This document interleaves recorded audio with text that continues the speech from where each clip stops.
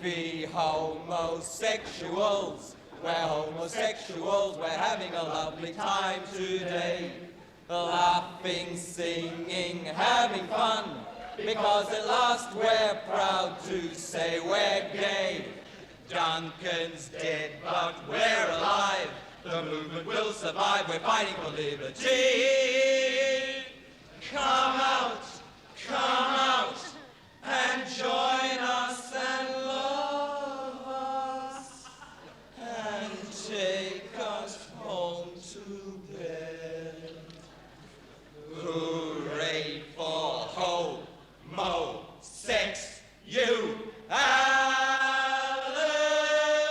Sydney homosexuals, brazenly gay and yet illegal. What does Sydney think of them?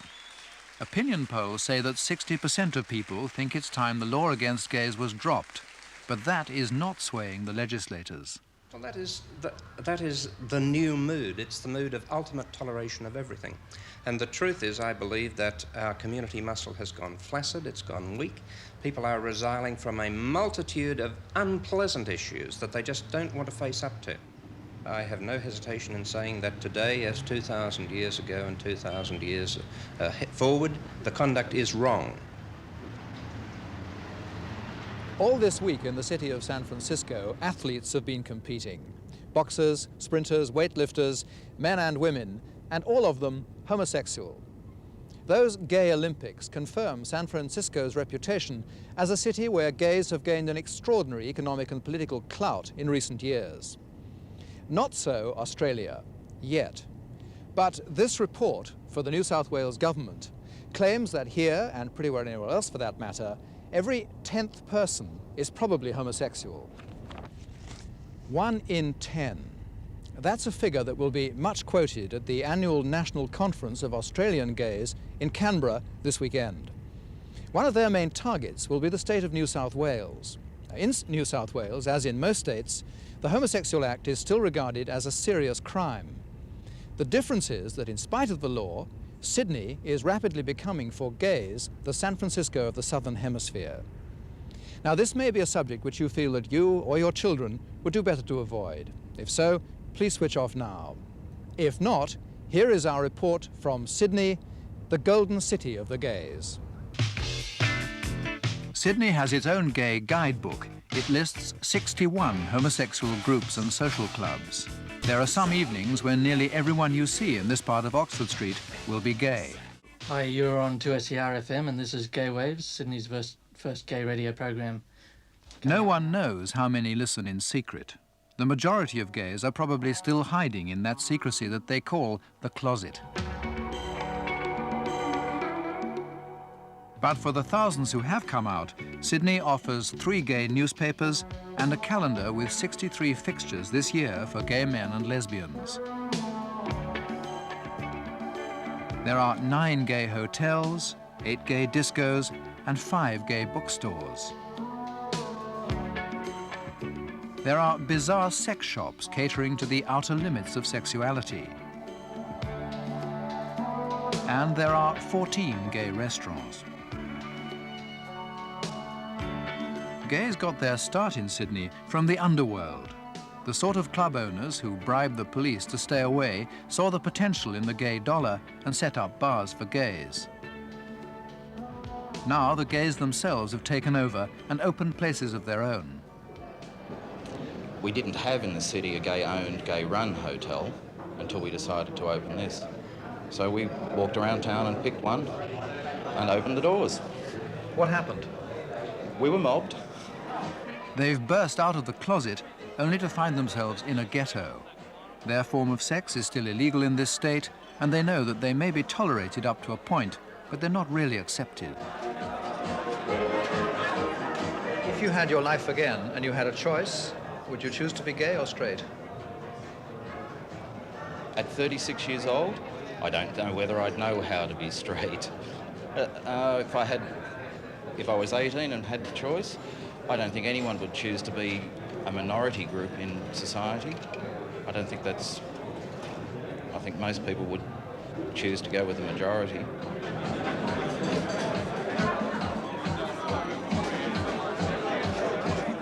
how many homosexuals are there? The Kinsey report found that more than a third of all men have some sex with other men as adults. A quarter of all men have 3 years or more of gay relationships as adults. The gays themselves say, "We are everywhere," and in Sydney, they're determined to enjoy being gay. Is it easy to live a gay life in Sydney? It's not easy, but it's fun. What do you think of Australia's attitude to gays? I tend to ignore it, I think. My attitude or my father's attitude? Which is the common one, do you think? Oh, my attitude is a really good one. My father's attitude is it doesn't exist. So, like, you know, it's coming out more and more. People are what they are, and why shouldn't they be? We're all human beings, so we're not worried, you know, why worry about it? Will your father see you on television? Probably. My father doesn't know I'm gay, so I don't really care. I am what I am.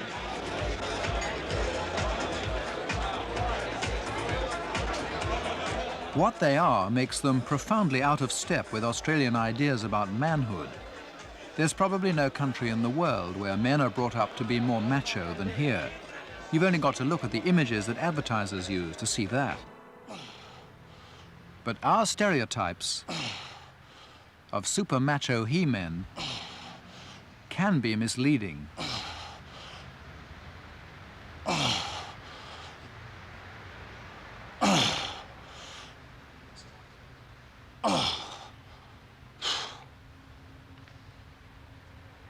This is part of the Australian team for the Gay Olympics. Gay athletes are probably no rarer than gay businessmen, but they tend to stay in the closet. A professional footballer who wanted to appear in this film was warned that his career would be over if he did. But there'll be no such inhibitions for Peter Todd when he goes to San Francisco to compete in the Gay Games. But why a Gay Olympics? Well, Gay Olympics, it's really an exercise in mass education whereby a number of very keen gay sports people are trying to help combat popular stereotypes about gay people. Stereotypes like the limp-wristed queen. You're a big, muscular chap and you're gay. What do you think other people think of you? I guess, as I said to you earlier, this is probably rather threatening for some. And one picks up cues occasionally in terms of body language. It's not always verbalised that when some of these people become aware that one is gay and also nevertheless very much like them, this initially is very confronting until they discover you as a person, until they discover that you're a human being enjoying much the same sorts of experiences, whether in competitive sport or otherwise, as they are. And then there's the possibility of some dialogue and communication. The sense of being alien breaks down. Ed Ashmore knows that no gay can have real communication with anyone if he is afraid to come out and acknowledge that he is gay. He was 30 before he found the courage to come out. He didn't know that gays are everywhere. When he was a teenager and found that he fancied men more than women, he did what all gays do at first. He pretended that it wasn't true. By the time he came to Sydney, he'd tried relationships with girls, but they hadn't been what he really wanted. But he was still afraid to be gay. I'd make a trip into town and I'd heard about bars where there were poofters. Right? And I'd made very, very large mental notes about where those bars were, the places where poofters were to be found. And I went to them and was always terrified. I would walk through the bar at the Carlton Rex and run by the time I was out the other side. Now, quite a long bar, you know. That went on for ages. So I made contacts that were anonymous on beats, in parks, wherever, that were unsatisfying, that were terrifying, that were emotionally deadening. This is instant sex in public lavatories. Yeah, instant sex. And it was no good. Then I came back to Sydney. What did you think of yourself at that time? I hated myself. I used to go home and wash. And it was the fear of being caught, of being found out.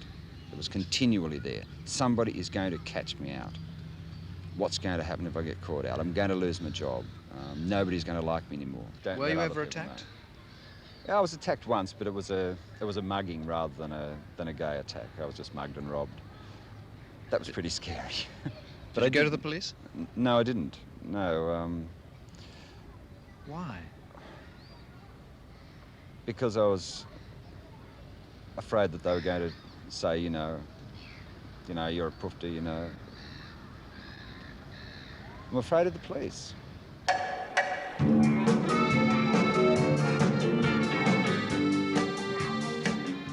Lesbians face no threat from the law.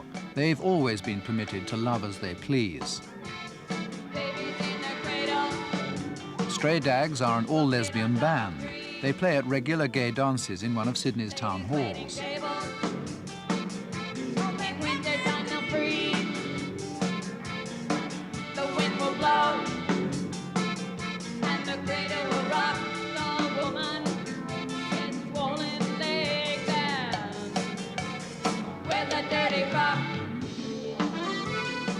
No one knows why we legislate against gay men, but not against gay women.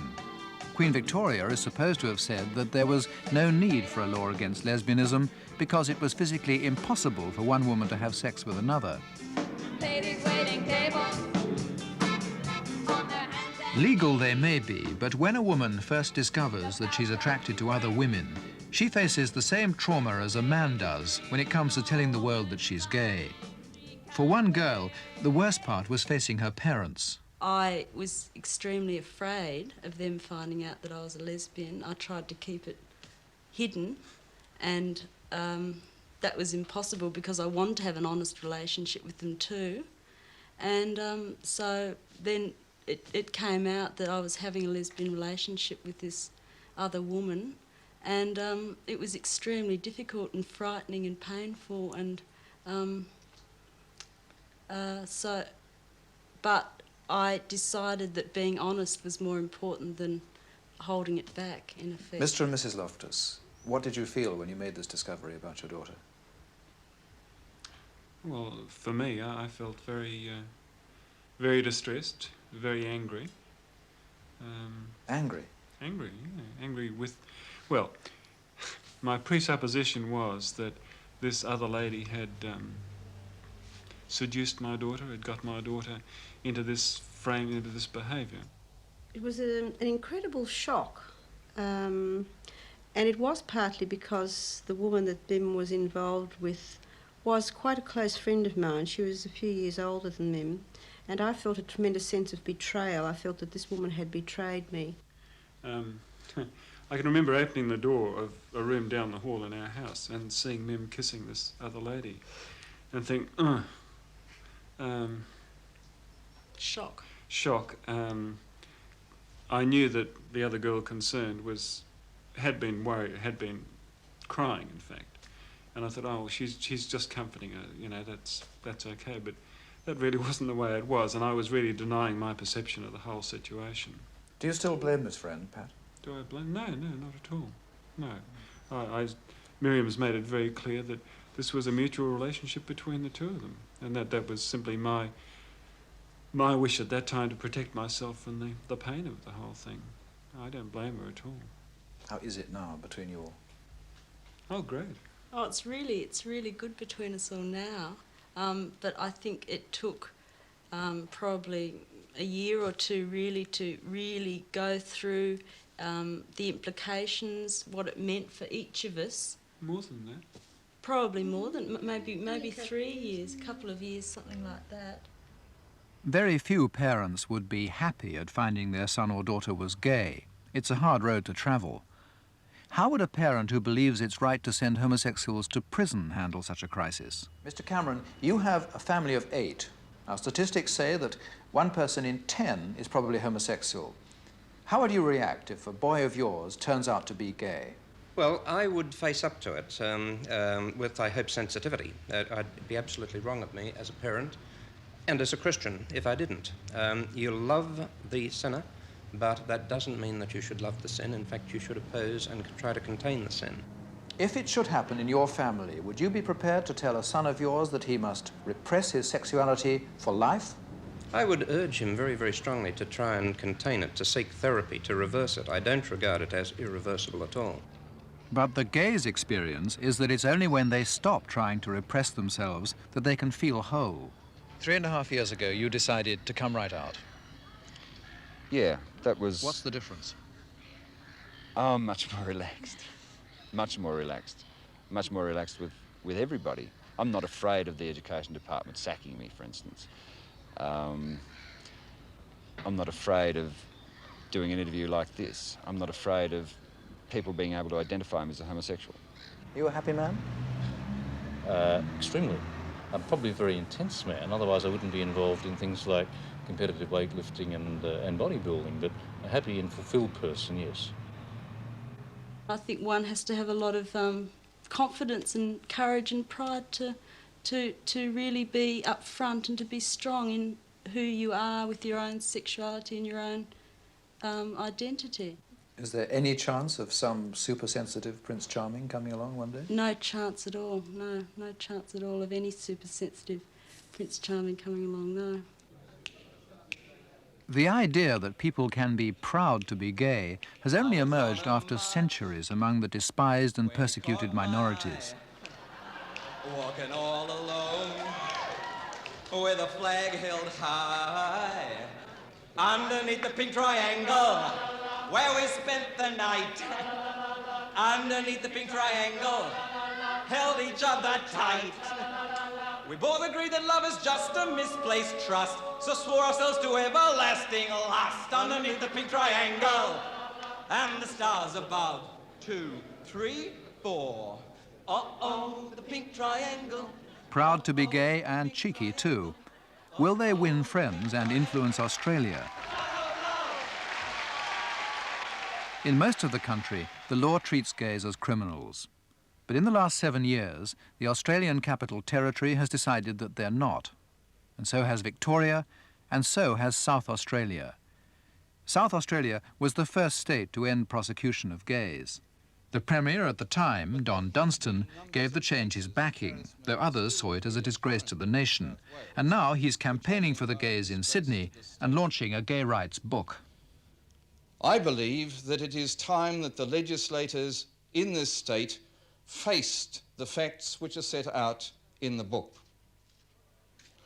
And you know, there are only 2 basic excuses used, apart from personal prejudice, by the opponents of a homosexual law reform measure.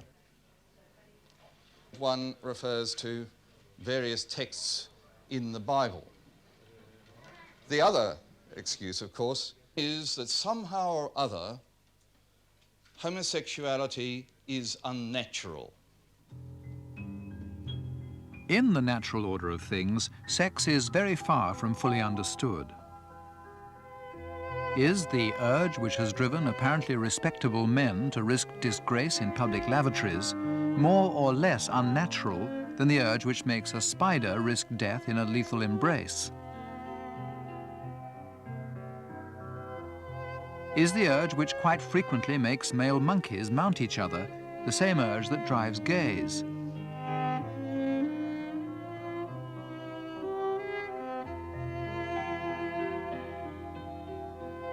Whatever creatures do sexually must be natural to them, and the majority of psychiatrists believe at the moment that homosexuality is natural in man, not a perversion. They also believe that whatever your sex urge tells you to do, you're going to want to do. You may resist it, but you can't change it, and you can't extinguish it.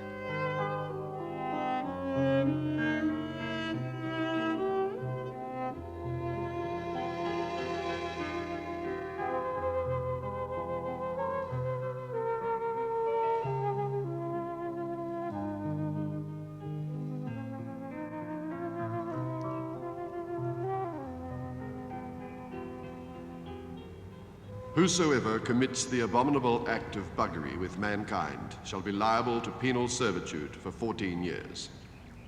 Whosoever attempts to commit the said abominable crime with any person, with or without the consent of such person, shall be liable to penal servitude for 5 years. The maximum sentence for the homosexual act between consenting adults is double the maximum sentence for heterosexual rape. About 145 homosexuals are prosecuted each year in New South Wales, and 20 go to prison, the majority of them for between 2 and 5 years. The gays object to a law which sees them as twice as dangerous as rapists, and they object too to politicians who ignore the facts of their case. This is the Sydney suburb of Blacktown. The gays have come here because the local MP, John Aquilina, has claimed in the Daily Mirror that Blacktown people don't want the law changed, and neither do people in the state in general. Your signature shows that other people care about an issue of justice which really everyone in society should be aware of. So we went to Blacktown because the Member of Parliament here feels that homosexuals don't exist in Blacktown. This is a great help to show that people care. Thank you very much. Would you like to sign the petition? We're a very unusual sight, people who are standing up and saying we are gay.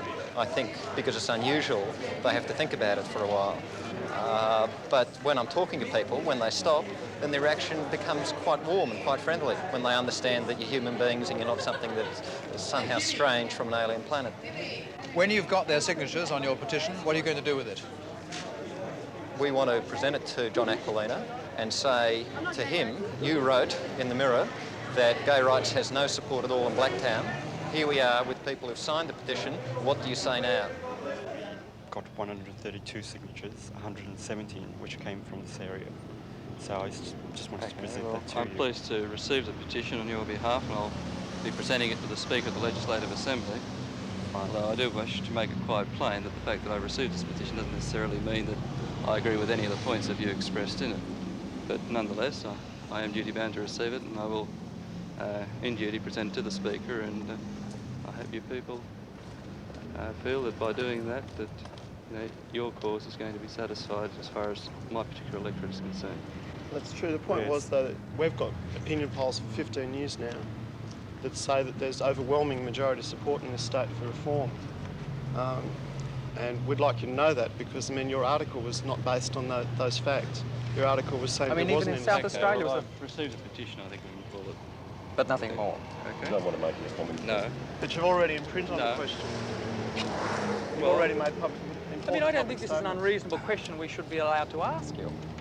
That, you know, that there is a difference between what happens, or what you perceive as happening in your electorate and what is happening elsewhere in Australia and is showing up in opinion polls. All right, the representations I made were in relation to what I perceived in my electorate. But you talked about a majority opinion. Thank you. Thank you, Mr. Aquilina. Thank you. In rejecting gays, he's in line with about 40% of people, according to opinion polls. And there are aspects of gay life which a lot of people find hard to take. Gays would call this a cottage in England or a tea room in America. Not everyone who uses it is gay, but many gays cruise certain public lavatories for instant, anonymous sex. Kinsey found that 52% were bisexual married men. It's risky, the police may be lurking, but some gays have had as many as 2,000 encounters in lavatories. What do you get out of it? Well, in my case, a sense of adventure. When you used one, did you make any emotional contact with your partner? Not usually. That's almost against the rules. They're usually anonymous, casual, almost no words are spoken, if any, and there's usually no affection shown.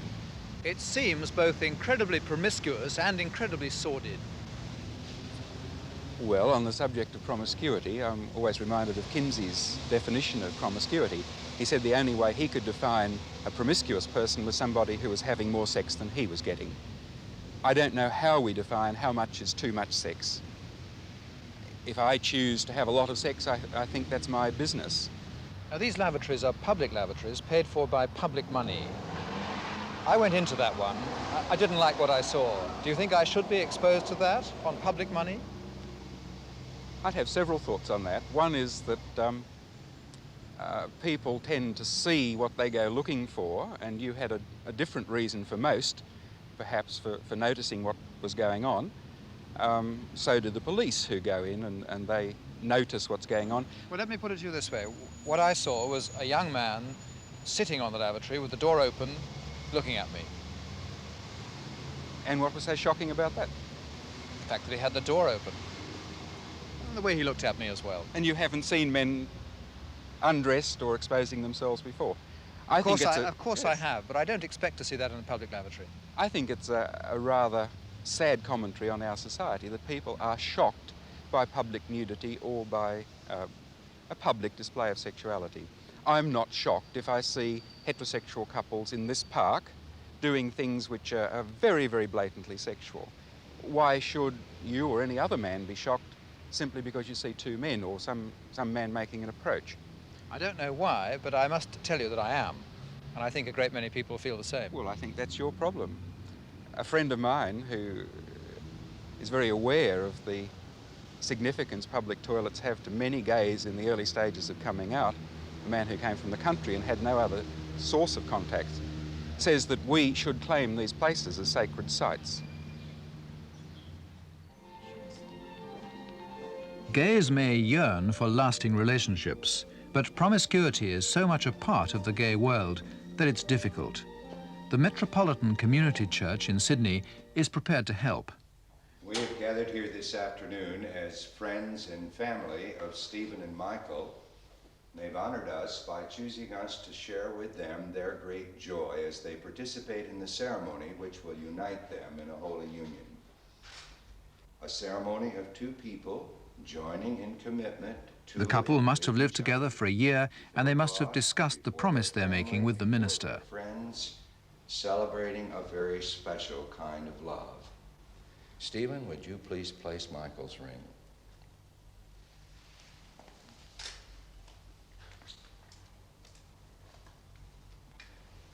Do you, Michael, promise from this day forward that Stephen will be your spouse and that you will stand with him and that you will pledge to him your respect and your love? I do.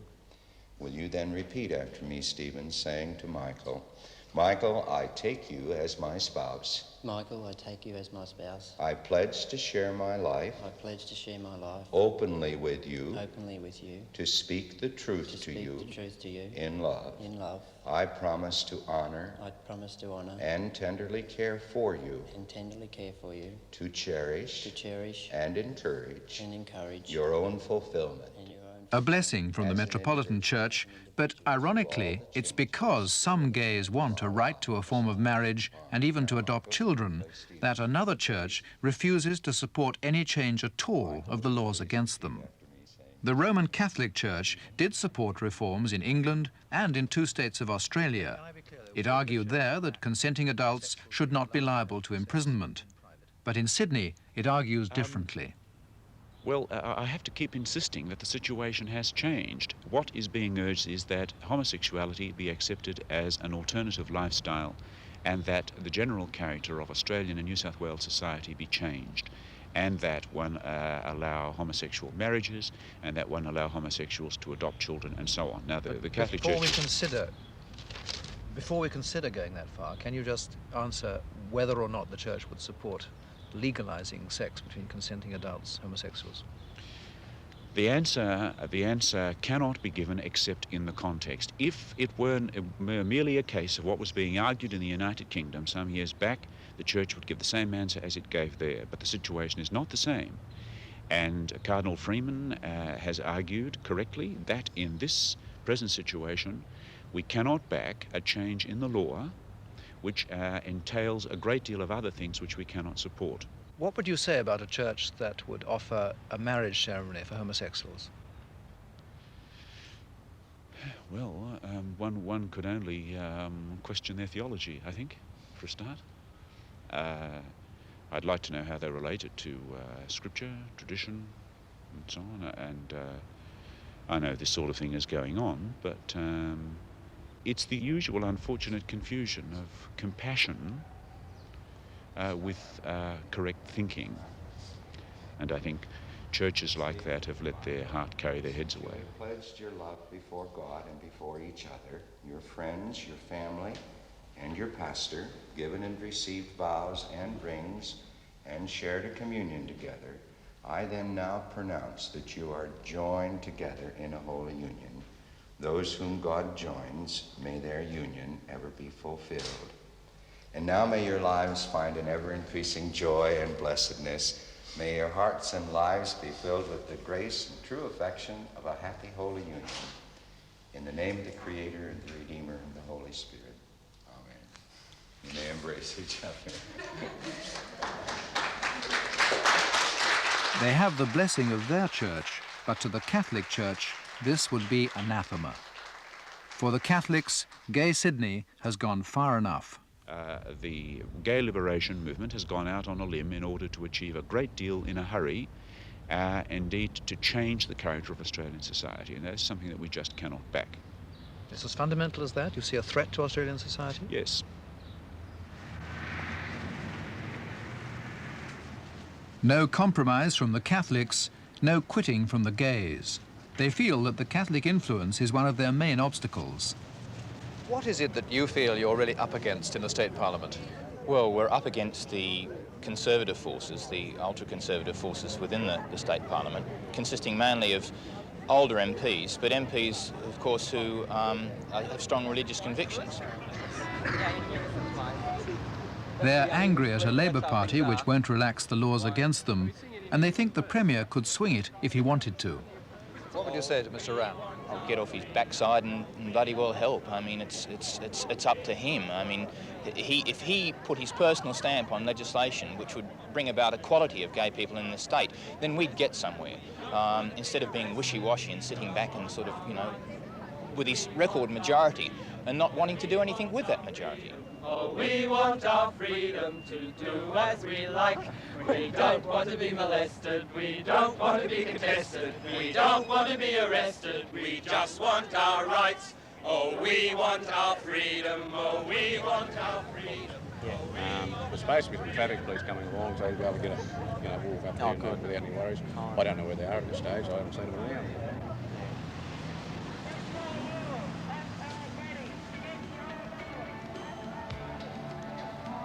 What do we want? When do we want them? Now. What do we want? When do we want them? Now. Contented people don't go on protest marches. What do we want? Gay rights. Now. They're 1/10 of the population, and they want acceptance from the other 9/10. That may be a long way off, but they've come a long way already. With the law against them, they've managed to make Sydney into one of the gay cities of the world.